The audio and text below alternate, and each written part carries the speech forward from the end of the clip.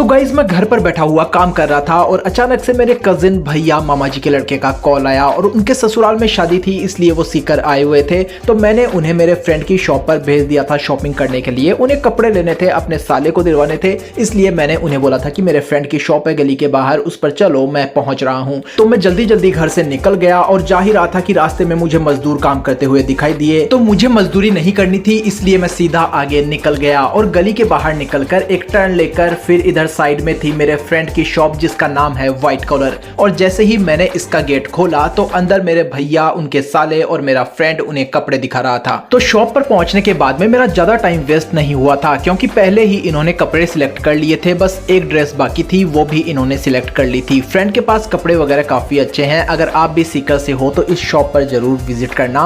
White collar नाम की shop है तबेला मार्केट में, तो यहाँ पर जाकर जरूर ट्राई करना। तो मेरे फ्रेंड ने मेरे भैया वगैरह इन सबको कपड़े सिलेक्ट करवा दिए थे। भैया के 2 साले थे जिन्होंने 2 ड्रेस ली थी, तो ये हमने ले ली थी। फिर इसने बोला कितने पैसे लगाऊं, तो मैंने बोला भाई देख ले, तेरे भी नुकसान ना हो और इनके भी ज्यादा पैसे ना लगे। तो अच्छा खासा डिस्काउंट देकर उसने कपड़े दे दिए थे। इसके बाद में हम शॉप से निकले थे तब भैया ने बोला था कि उन्हें शूज चाहिए, तो मैंने बोला यहाँ पर तो काफी ज्यादा कॉस्टली मिलेंगे मार्केट में, यहाँ से दूर 1.5 किलोमीटर दूर हमें जाना होगा जहाँ पर काफी अच्छे काफी कम प्राइस में मिल जाएंगे। तो वहां के लिए फिर हम बाइक पर निकल चुके थे मार्केट से। तो थोड़ा पेट्रोल जलाकर फिर हम पहुंचे थे इस शॉप पर जहां पर अंदर जाकर कोने में थी ये शॉप जिस पर हमने अलग अलग टाइप के शूज देखे थे। तो हमें टोटल 3 जोड़ी शूज चाहिए थे, एक भैया के लिए और 2 इनके सालों के लिए। तो एक हमारे भैया और एक इनके साले को शूज पसंद नहीं आए, बट इनके दूसरे वाले साले को शूज पसंद आ गए। सॉरी उनको शूज पसंद आए नहीं बल्कि हमने करवा दिए क्योंकि उनकी इतनी चॉइस होती नहीं है, इसलिए हमने रेड टेप की फर्स्ट कॉपी के ये वाले शूज इनको दिला दिए।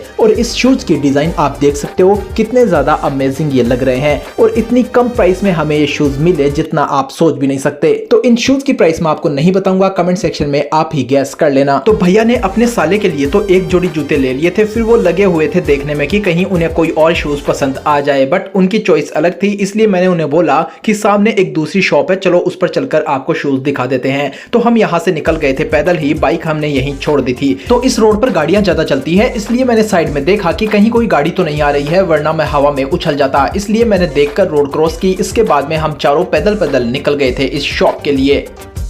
तो फाइनली जब हम इस शॉप पर पहुंचे तो मुझे प्यास लग चुकी थी। मैंने शॉप वाले को बोला कि यार पानी कहाँ है, तो एक कोने में जाकर मैंने बोतल भरी, इसके बाद में थोड़ा सा पानी पिया, तब जाकर मेरे गले को ठंडक आई। फिर भैया ने शॉप वाले को बिग बून कंपनी के शूज, लोफर टाइप कोई शूज आते हैं वैसे शूज पूछे थे अपने साले के लिए क्योंकि उन्होंने वैसे ही शूज पहन रखे थे। इसके बाद में इस शॉप पर वो शूज मिल गए तो भैया के दूसरे वाले साले ने भी शूज ले लिए, बट भैया अभी भी रह गए। यहाँ शॉप पर भी भैया ने शूज देखे थे बट यहाँ पर भी उन्हें पसंद नहीं आए थे। फिर परेशान होकर वापस उसी मार्केट में चले गए जहां पर हमारी बाइक खड़ी थी। इसके बाद में हमने डिस्कस किया कि छोटी मोटी प्लानिंग तो बहुत हो चुकी, अब करते हैं कुछ बड़ा और चलते हैं बाटा के शोरूम पर। तो भैया के दोनों सालों ने शूज ले लिए थे, अब भैया ही बचे थे, इसलिए हम बाटा के शोरूम पर भैया के लिए शूज देखने जा रहे थे। तो इसके बाद में हम पहुंच चुके थे बाटा के शोरूम पर और यहाँ पर नीचे एक माताजी सब्जियां वगैरह बेच रही थी और यहाँ से आगे जाकर फिर हम बाटा के शोरूम के अंदर गए। ये पुराना सा बाटा का शोरूम है, काफ़ी ज़्यादा पुराना है, मेरे दादाजी परदादाजी के टाइम का ये शोरूम है। मेरे दादाजी बहुत से शूज़ यहाँ से लाते थे। मैं जब भी इस शोरूम को देखता हूँ मेरी पुरानी यादें ताज़ा हो जाती है और दादाजी के लाए हुए कई शूज़ पड़े हैं। एक बाटा का शू मेरे पास भी पड़ा है जो इसी शॉप से शायद दादाजी कर गए थे। दादाजी यहाँ आते रहते थे मुझे पता है, और इन अंकल को हमने बोला था, तब जाकर भैया ने अलग अलग टाइप के शूज़ यहाँ पर ट्राई करे थे और काफ़ी ज़्यादा क्वालिटी अच्छी थी इनकी क्योंकि बाटा कंपनी के हैं, ब्रांड है ये। और इसके बाद में एक शू हमें भी पसंद आया था ये वाला, फिर हमने इसे रख दिया और भैया को फाइनली एक शूज़ हमने पसंद करवा दिया था। यहाँ से 2 शॉप पीछे भैया छोड़ आ चुके थे, वहाँ पर भैया को इतने सारे जूते दिखाए थे, कोई पसंद नहीं आए, बट यहाँ पर आकर उन्हें ब्रांडेड बाटा का शूज़ पसंद आया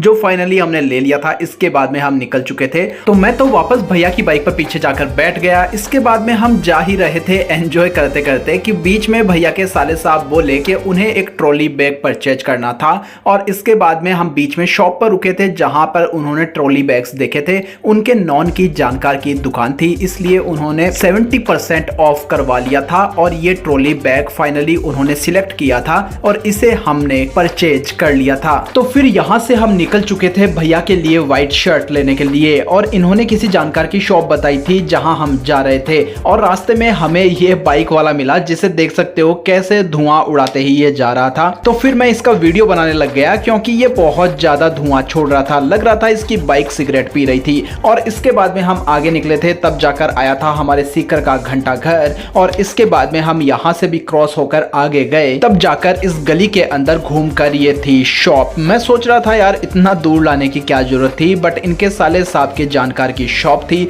जिस पर हम पहुंच चुके थे व्हाइट शर्ट लेने के लिए।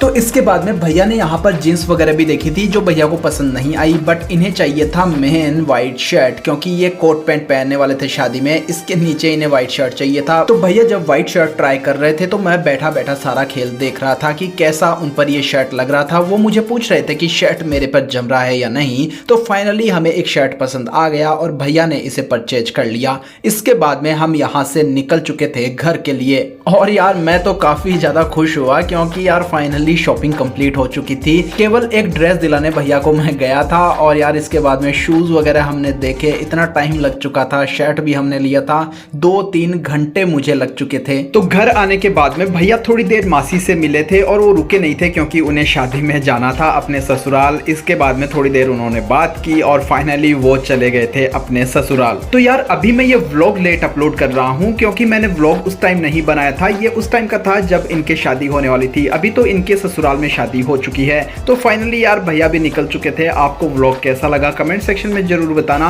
लाइक शेयर और सब्सक्राइब जरूर करना। मिलते हैं नेक्स्ट व्लॉग में, तब तक के लिए take care and bye bye.